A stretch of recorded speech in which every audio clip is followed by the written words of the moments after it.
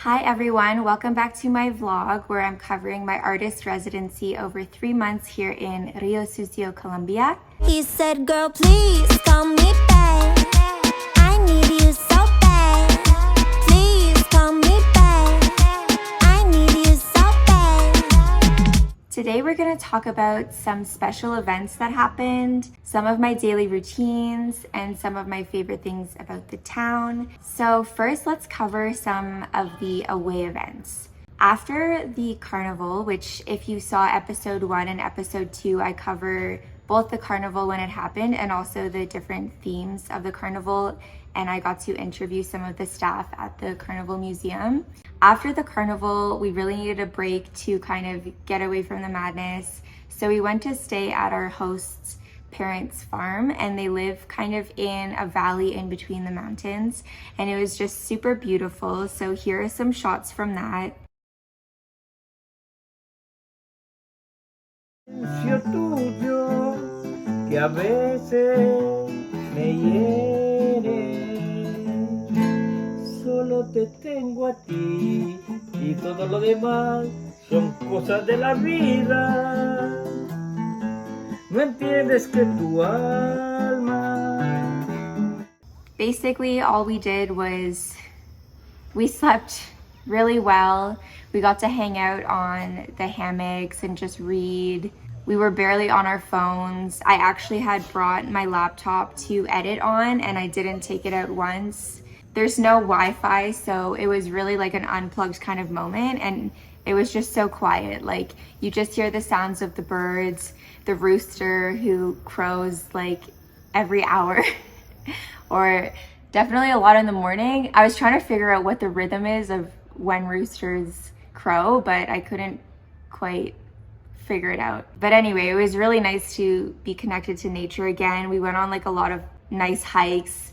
We explored the forest. Part of the work that our host's father does is he does reforestation in the area and on his land. And so he was showing us the different trees and talking to us about stories of the forest and what the land looked like before the reforestation project. So that was really interesting, and it was really nice to just connect again to nature and some time for rest and relaxation.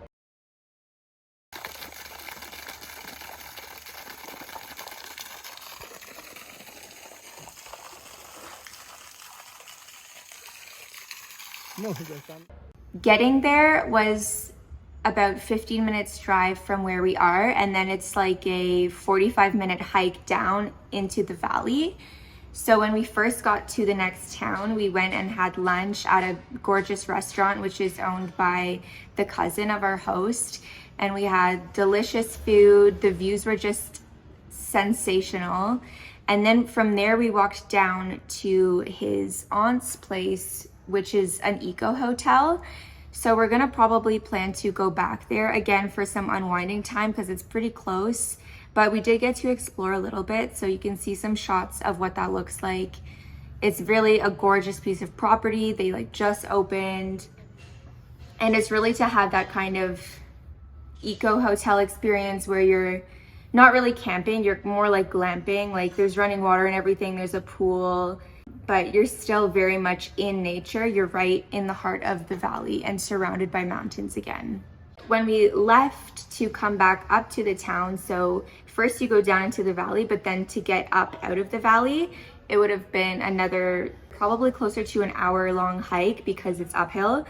So we got picked up in this old Land Rover, and then that took us up. So that was only about a 20-minute ride, I want to say. It was very bumpy because the roads are not paved, they're dirt roads, and there's lots of rocks and mud and stuff.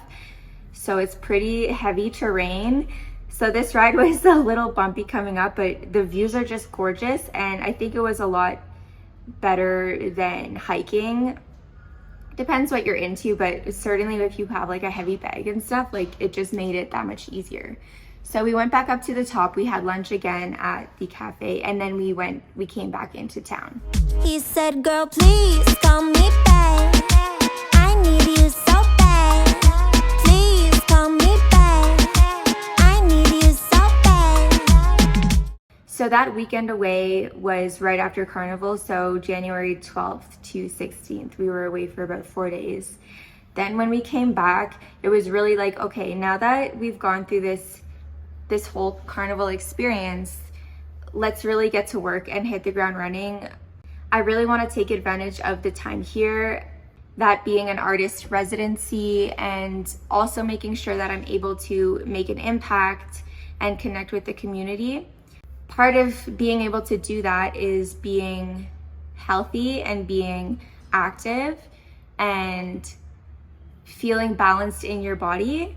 And so I think developing a daily routine coming off the Carnival, which was a little chaotic, was really important for me especially. So my daily routine kind of looks like this. 3 out of 7 of the days of the week, I go to the gym, usually in the morning, sometimes in the afternoon.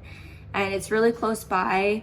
It's kind of a downhill walk getting there and then an uphill walk coming back, which is a great kind of cool down. So I work out for about an hour and then I come home, I wash up, and then I get to work in the studio. Trouble is I got a fickle heart. Body's ready but my lips won't part. Know you want me but my mind stays on. My money. Can't take a break now. Wish I had the time for you to roll up. I don't want it quick, I want the slow stuff.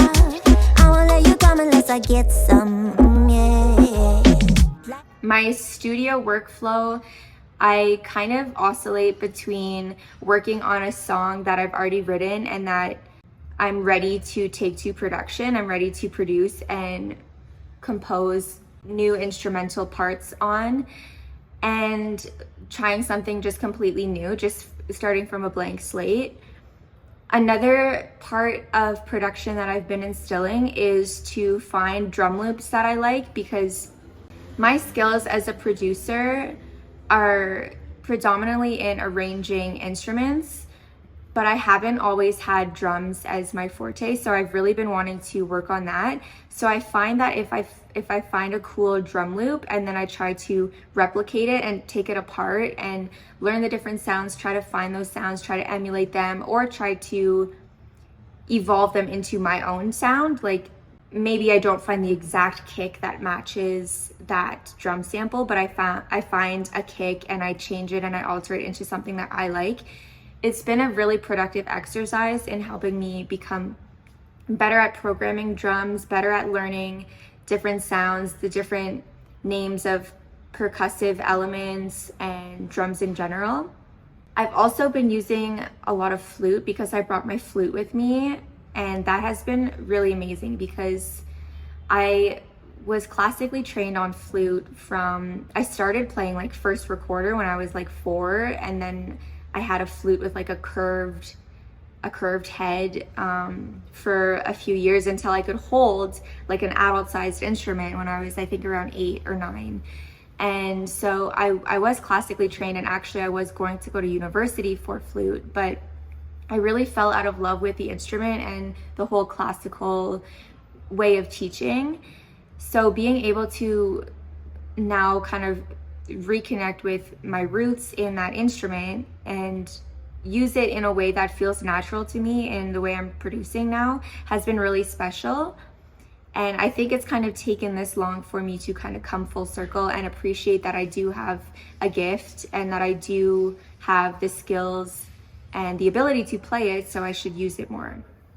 Guitar has been a little bit different because I taught myself guitar later as a teenager, and that was very freeing for me. So when I pick up a guitar, I usually feel very free. I don't have these moments where I'm kind of thrown back into almost the trauma of classical lessons.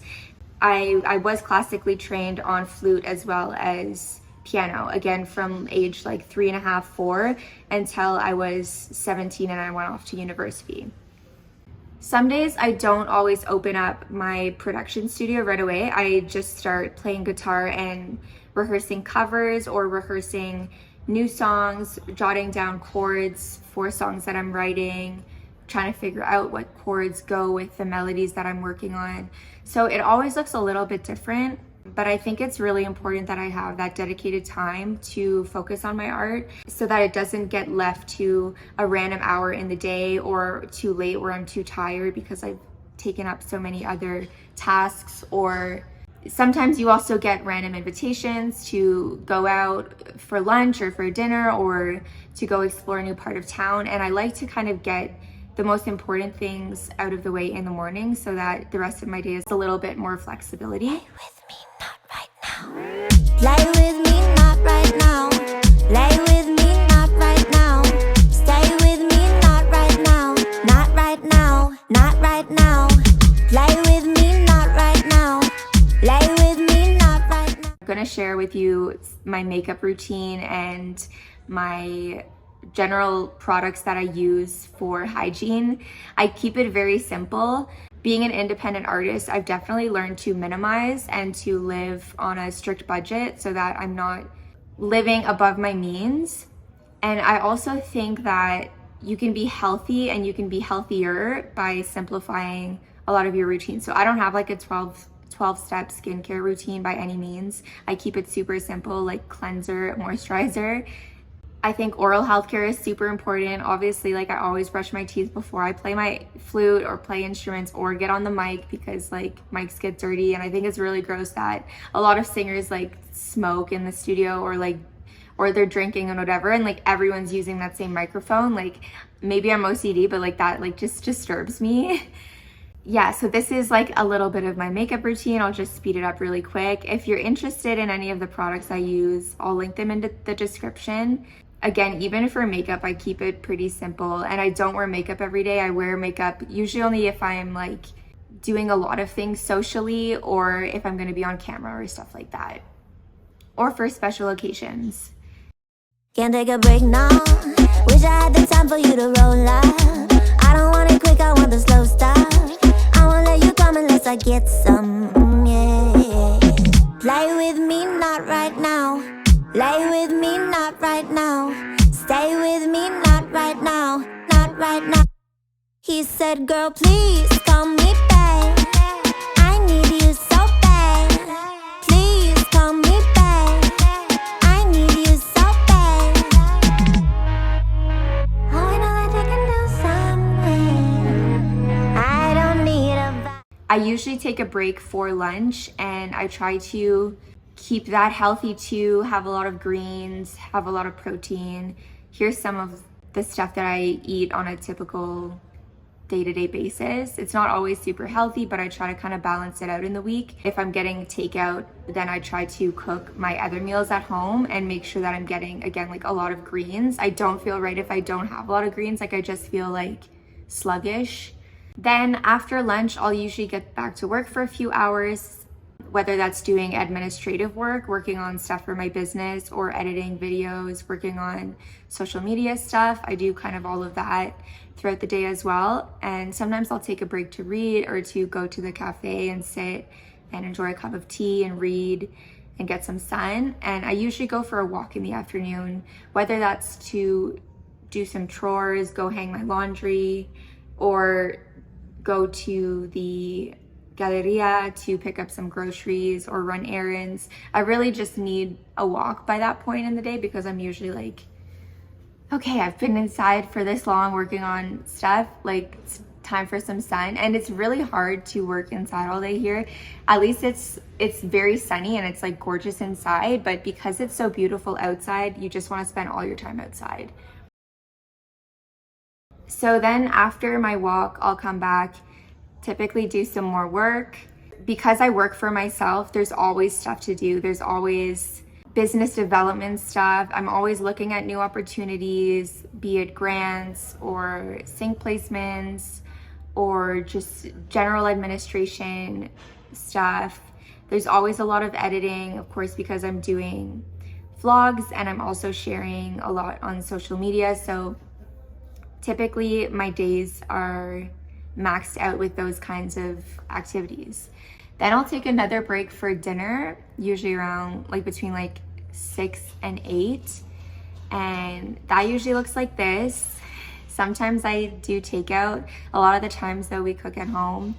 It really just depends on like my partner and I, like what our energy levels are like, and whether I want to take a break and be creative in the kitchen and make a soup or make some kind of dish, or whether I'm like, let's just make a salad and like we'll pick up a chicken and then we'll just eat that. We love chicken. So that's that. Then after dinner, I do typically a few more hours of work. Like I don't have a 9-to-5 schedule, so I kind of pace myself throughout the day, but I do try to make sure that I cover my creative areas. So I'm doing a lot of writing, a lot of rehearsing, and a lot of production. And then I'm also doing a lot of stuff to manage my business and to keep up with the administrative sort of tasks that go along with that. And then usually I'll start winding down around 10 or 11, and sometimes we'll watch a show. We've been watching The Sopranos, or a movie. Right now we're watching Braveheart. So usually we'll watch something, but we don't usually get through the full thing before we end up falling asleep. Sometimes though, we just read, or I do my Duolingo, which is how I've been helping myself learn Spanish while I'm here, along with practicing with people in person. Okay, so now I'm gonna cover a few of my favorite things about my time here so far.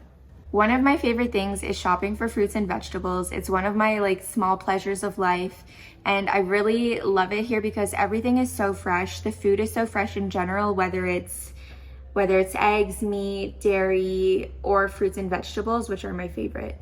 But everything is super fresh, and I just love shopping in an open market and getting to meet people. I love the social aspect of marketplaces, and there's just such a warmth, and it's just such a pleasure. I also love shopping for flowers there. There's a lot of beautiful flowers, and I like to now have flowers in the house, which I liked before in Toronto as well, but it wasn't something that I would do as regularly, I wouldn't say.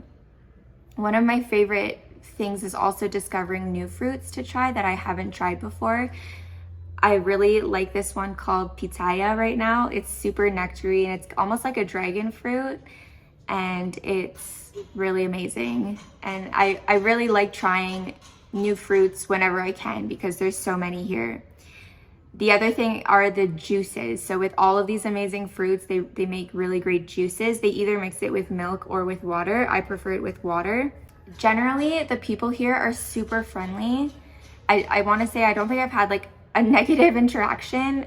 I don't know if it's just the climate or the weather or just the country itself, but people are very friendly. They've been very nice to my partner and I as guests here and as visitors here. So I think that that's definitely been super positive, and it almost makes me think of, again, how the climate really does affect people and affect people's moods and affect your interaction with people. In Canada, I think because the climate is so cold, like sometimes we're just forced to be more inward and less open and warm to people. I also found a really amazing poncho made of Ecuadorian wool, and that was a super amazing find. That's one of my favorite things. I wear it often when it's cooler in the night and when I'm cozying up to read, or even if I'm just doing work in the studio or when we're watching movies. And that's been super cozy and one of my favorite finds here. The other thing I love about the town is that everything is really close by. It's walking distance to literally everything. There's a few hills, but I like that. I think it gives you like a good pump and keeps you healthy. Lastly, I definitely have some favorite haunts. The main one being the cafe where I go to have tea, where I go to read. I chat with the staff a little bit. I enjoy a dessert every now and then. And it's just so beautiful. It's called Café L'Amour. And there's also a great selection of art books inside. So sometimes I don't want to read my book, but I'll just look through the art magazines and the art books in there. And it's also a gallery with Carlos's paintings. So it's just a very beautiful surrounding, and it has a great view of the plaza and the fountain. So it's just a gorgeous spot to have a little break in the middle of the day. For nighttime, we really like to go to Añejo, which is the bar on the other square in town, so a few blocks away, and that has a great balcony. There's usually great live music, the drinks are amazing, and sometimes there's a little bit of dancing. So that's actually a perfect segue into what I want to chat about next, which are some special moments that have happened in the town. One of them being celebrating birthdays, one of which was at Añejo. So this was our host's mother's birthday, and I think there were also like 2 other engagement or not engagement but wedding anniversary celebrations happening at the same time. And there was just amazing music, amazing cakes, amazing ambiance and dancing. And I've been trying to work on my salsa a little bit and partner dancing, so that has been a lot of fun. I think while I'm here, I'd really like to take some lessons or learn a little bit more, learn how to salsa better. Another amazing moment that happened, which I shared on my social media and I'll share again with you guys here, was when I was walking back from the gym one day. I heard my name in one of the shops and I was kind of confused, so I went back, and it was this little pet food store, and a little boy and his mom were there, and they were like, "Oh yeah, hi Tyra, like he's a really big fan of yours. We listen to your stuff on Spotify all day. Like he found you on Spotify, and he always asks me like, did Tyra walk by today? Is Tyra gonna come? Like, have you seen her?" And I just thought it was like the sweetest, cutest thing. It really like touched my heart, and I have moments like that every now and then in my career as an artist, and it's so humbling and it's so beautiful, and I just like never know who I'm affecting with my music. And because it's such a global thing, like my art and my music is available everywhere online, you never know who it's gonna reach. And I never expected it to be someone so young. Like I think he might be like 8 or 9, I'm not too sure, but a fan is a fan, and it was just so moving and so powerful. I literally cried that night because I just was so touched. So that was like a really special moment. Another special moment has been dinner invitations from friends in our town. I think they're just interested in us because we're artists and we're new here, and they want to take us out. So we've been definitely treated to some amazing dinners in some amazing locations, and it's really amazing also to be able to try authentic food from this region, especially people who cook with more traditional methods and with a lot of locally grown and locally sourced food. Another special moment was when we went swimsuit shopping. So I didn't know this before coming here, but Riosucio has a lot of textile factories specifically for swimwear, and they export all over the world. And it's kind of random that it's here in the Andean mountains, not like coastal or I don't know where, but we went and explored some, and I ended up finding a really great suit and getting to see a bit of the workshop where they produce everything, and that was really cool. Lastly, one of the things that we've been working on is brainstorming new outreach initiatives to really integrate with the community and to give back through our artist residency. So I think one of the ideas we were talking about was having art classes in the gallery here in the mornings on Saturdays or something for mostly like kids and youth of the community.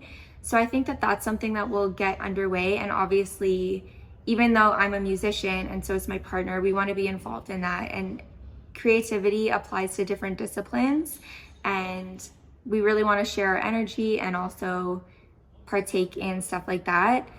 Another thing that we have planned is a meeting at the School of Music for children, and we connected with the teacher from that school, and we're going to be getting to meet the class, getting to see what they're learning, and hopefully we're able to also share and impart some of our knowledge as professional musicians, and to talk about what that is and what that means and what it is to be an artist. Okay, so the last thing I want to touch on is being an artist and what that means in the context of the industry, different issues that we cope with and that we come up with. So I noticed that I've been doing that in some of my vlogs already naturally, but I wanted to also start more of like a shorter form video diary where I talk about those things as they come up. A lot of times I see these videos on social media about industry news, and I want to comment and I want to share and I want to kind of dissect it and pull apart the ideas. So I've started a new series called Tyra Talks, which are shorter videos where I'm going to be discussing stuff like that. It's going to go hand in hand with my vlog though. It's just that in those videos I won't be necessarily talking about my day-to-day life and what I've been up to during my artist residency. I'm only going to focus on those issues. Another reason why I think that having those kind of chats and dissecting that information is really important is because I see that there's a gap in the industry or in the online world where there's not so much of a focus on wellness specifically for artists and specifically for creatives. And I kind of want to contribute to that and talk about that. I see that there's a lot of wellness generally for people. There's a lot of like mindfulness, and I think a lot of that obviously applies to the creative realm, but in really specific ways for artists. And I think that artists and creatives tackle very specific issues. I personally have had such a journey already in my very young career as an artist, and I really want to talk about some of those issues again as they come up in things that happen in the industry, things that happen in popular culture, or certain trends that come up, like this week everyone's doing this week everyone's doing this to stay healthy, this week people are, trying out this new lifestyle regime. And I want to kind of bring that into the creative realm and talk about that. So I'll still be doing that in my vlogs. I still naturally talk about, how a fan moment affects me, how my creative flow changes day to day. But I also want to have a special place where I only cover those topics. So if you're interested, again, subscribe to my channel, turn on notifications. Please leave me comments. I always love to read them, and I like to see what you guys want to hear more of, what you enjoyed about this video. And yeah, I really hope that this was a nice little catch up. I really hope you enjoyed seeing a little bit more of what I've been up to. It's really been full of so many magical moments so far. I've learned so much as an artist. I've learned new instruments. I've met so many new people. I've learned new songs. I've learned new styles. I've really explored different parts of myself. I feel a lot healthier. I feel a lot sunnier. I feel brighter, and I feel more energized than I have in a long time. I've been sleeping way better than I ever have before in my life. And that's been really, really powerful for both being a creative and being a person in general. So stay tuned to episode 4, where I'm going to again catch you up on what I've been doing here, but I'm also going to do a deep dive into my EP project called Carnival, and I'm going to share with you a lot of the behind the scenes, the process of making that album and having it come to life, and going through the different themes, showing you some behind the scenes of shooting those videos, what went into all of the videos, what went into the songs. And so I hope you'll join me for that. Thank you so much.